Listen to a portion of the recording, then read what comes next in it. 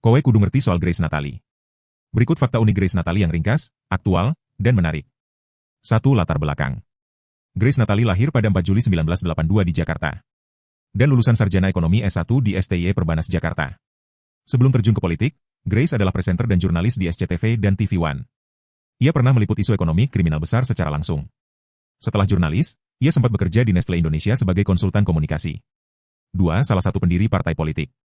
Grace adalah figur utama kelahiran Partai Solidaritas Indonesia, PSI, tahun 2014. Ia memimpin sebagai Ketua Umum PSI periode pertama, 2014-2019. Saat menjadi Ketua Umum PSI, usianya baru sekitar 32 tahun, menjadikannya salah satu ketua partai termuda sepanjang sejarah Indonesia modern.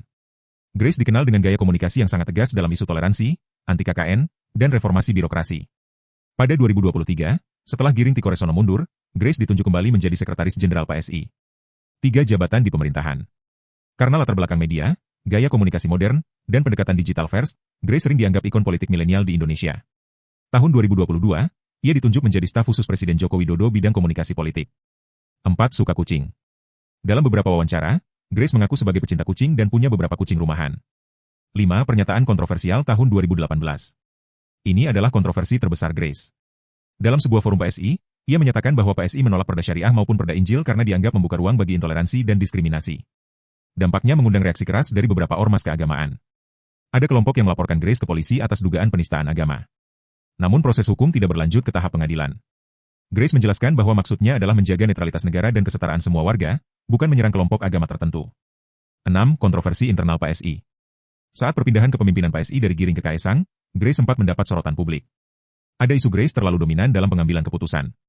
Beberapa kader lama mengkritik arah politik PSI dan menuding terjadi sentralisasi kekuasaan. Hal ini menjadi perbincangan politik nasional. 7. Terlalu pro-Jokowi. Grace Natali dianggap terlalu pro-Jokowi, terutama setelah diangkat sebagai staf khusus presiden pada tahun 2022. PSI aktif mendukung kebijakan pemerintah. Sejumlah pihak menganggapnya tidak independen lagi. 8. Harta kekayaan Grace Natali. Grace tercatat di LHKPN ketika menjabat sebagai staf khusus presiden dengan kekayaan sebesar 20 miliar rupiah dengan porsi terbesar ada di tanah bangunan di Jakarta dan Tangerang.